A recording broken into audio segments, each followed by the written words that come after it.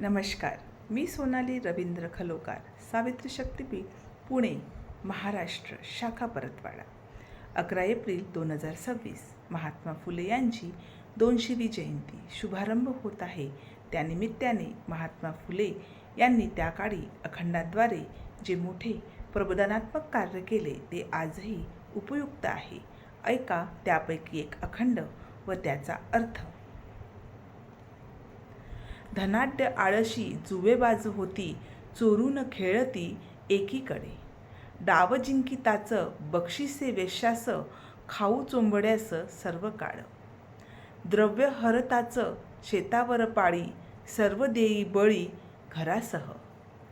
सर्व ऋतूंमध्ये फिरे नंगा भुका, मारीतसे हाका पोटासाठी. आळशांचा धंदा निसंग वा होळी, भिकेस लागती ज्योती म्हणे. या ओळींचा अर्थ. या ओळींमध्ये महात्मा ज्योतिबा फुले यांच्या अखंडापैकी आहेत. यातून त्यांनी आळस आणि जुगाराच्या व्यसनामुळे माणसाची कशी दुर्दशा होते याचे परखड चित्रण येथे केले आहे. यांचा अर्थ खालीलप्रमाणे आहे. जे लोक श्रीमंत आहेत पण आळशी आहेत त्यांना जुगाराचे व्यसन लागते. समाजापासून लपून ते एकांतात जुगार खेळू लागतात.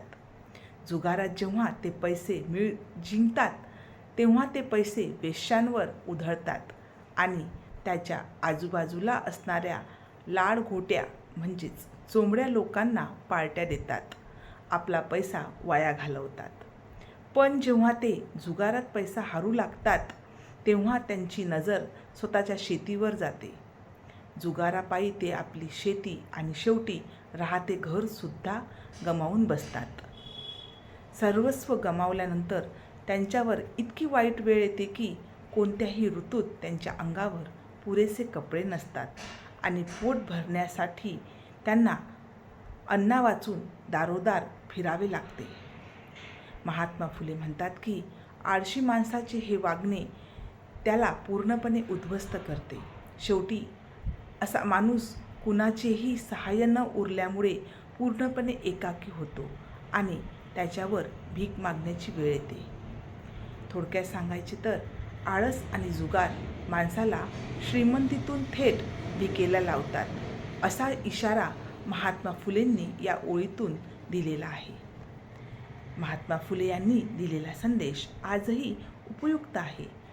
तो आपण आपल्या जीवनात अंगीकारला पाहिजे अशी मी सावित्री शक्तीपीठ, पुणे, महाराष्ट्राच्या वतीने आपणा सर्वांस विनंती करते.